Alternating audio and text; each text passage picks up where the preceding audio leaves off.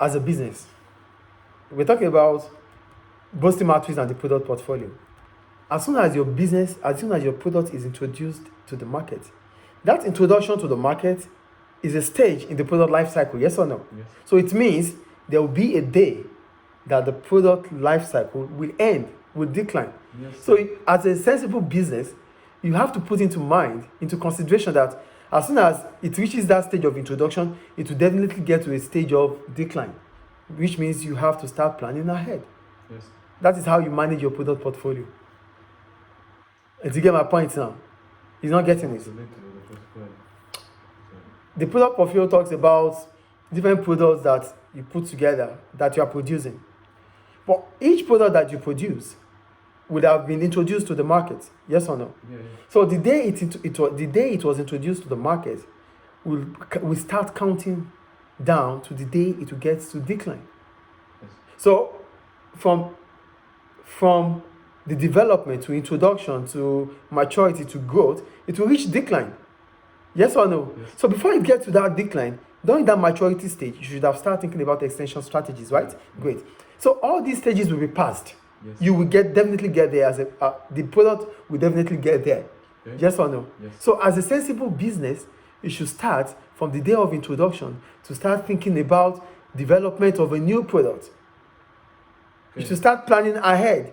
Yes. So planning ahead will help you to manage your product portfolio.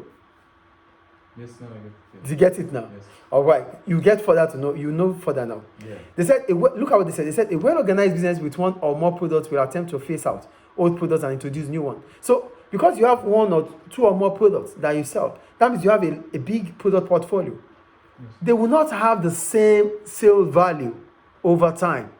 So manage your product portfolio. Mm-hmm. That brings us to product boosting matrix. Yes. Do you get it now? Yeah. So they said the product portfolio will be made up of the product line, which is a group of products which are similar. Now we just go down, let's say. Okay. Examples of businesses that have, the last paragraph there, examples of businesses that have successfully managed their product portfolios are sweets manufacturers like Nestle.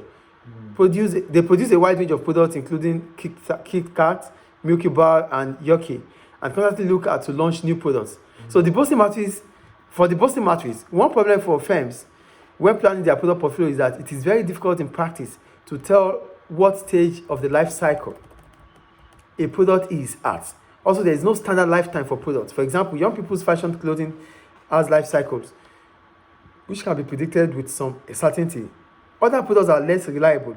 Who, for example, would have predicted that the lengthy life cycle of products such as VW Beetle or the short life cycle of products such as the Sinclair C5, a sort of electric mini car introduced in the 80s.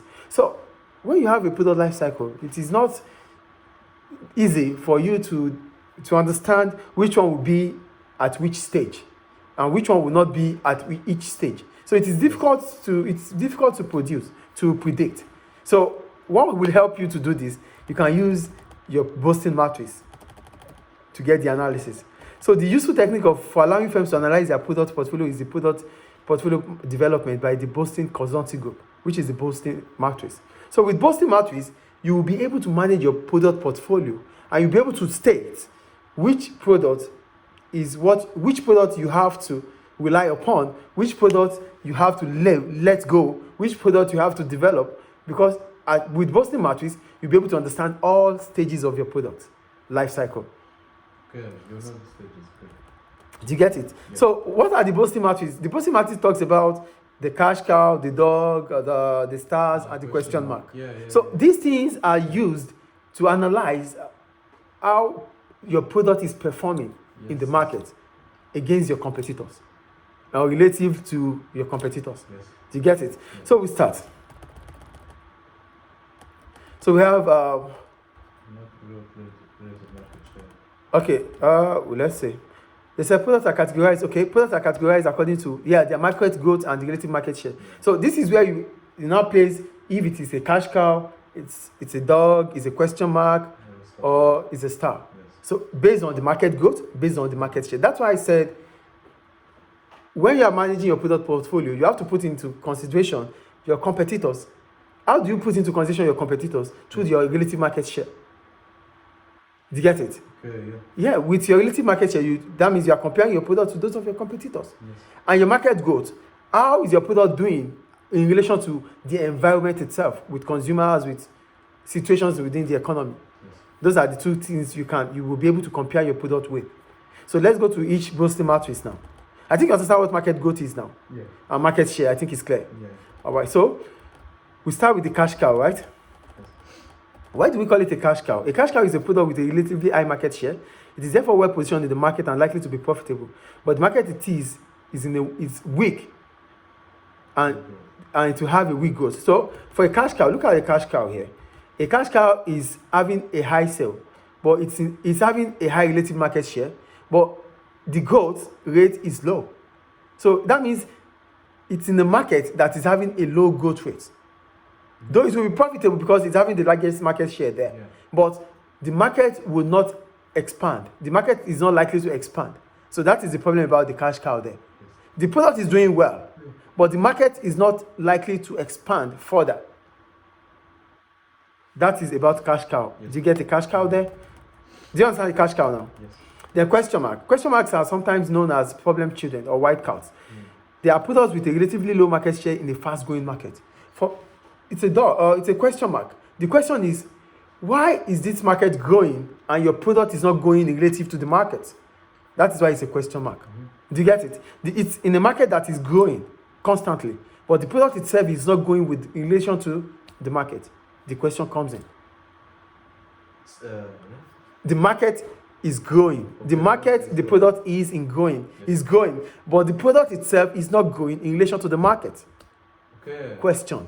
Yes. The market is growing. The market is explored. Why is this product not selling? That's the question mark. Okay. Do you get the question mark now? Yes. So for a question mark, this can be a problem for a business because it is unclear what should be done with this product. If a product is performing weakly, it is unlikely to be profitable, but as it is in a fast-growing market, there is potential to turn it into a star. Net cash flow is likely to be zero or negative. Weak relative market share means that it will not be profitable, but investment will be needed to cope with expanding sales in fast-growing market. So now look back at a question mark. A question mark is in a high market growth rate. Is in a market that is having a high growth rate. Yes or no? Yes. So that means if things are done properly, this question mark can be turned to a star because there's tendency for growth in that market. Yes. Do you get it? But for a cash cow, there's nothing a cash cow could do. A cash cow cannot be a star because in that market, it does not have a growth rate in that market. Yes. Do you understand? Yes. It will be profitable, but it cannot be a star. Yes. But a question mark could become a star because a question mark is in the market that is witnessing high growth rate. Is it clear? So you don't give up on question marks. That is the point. Is it clear? Yes. Now for dogs. These are products with a relatively low market share in a market with low growth rate. So dogs have poor prospects for future sales and profit. For a dog, is in a market, a dog itself is having a low sale and is also in the market with low growth rate. So there's no future in a dog. Yes. So you start thinking about what to do with that investment, with that product, with that project. So they said dogs have poor prospect for future sales and profit. They may generate some positive net cash flow because they will need little investment, but may earn some profit. But if they make little or no profit, net cash flow may be zero or even negative. So businesses can make use of both match. Okay, that's the last one, right? Yeah. I didn't even explain a star, but I'm going to go back to it. Did I explain a star? I did not, but I'm going to explain it. It's okay. Yeah. So for a dog, the problem about a dog is that there's no way you can sell more. The only thing the only thing a dog could be is a cash cow. Yes. You understand? Yes. It cannot exceed a cash cow. So maybe you can just sell the product to other businesses that can manage to want to be a cash cow. Yes. That's clear. Then when we talk about a star is a product with a high market growth and in a relatively high market share. So stars are valuable to the business and they have a strong position in the market. Yes. Do you understand? But what happens with a star? You have to say Yeah, it's profitable, yes, and it can have a net cash flow, but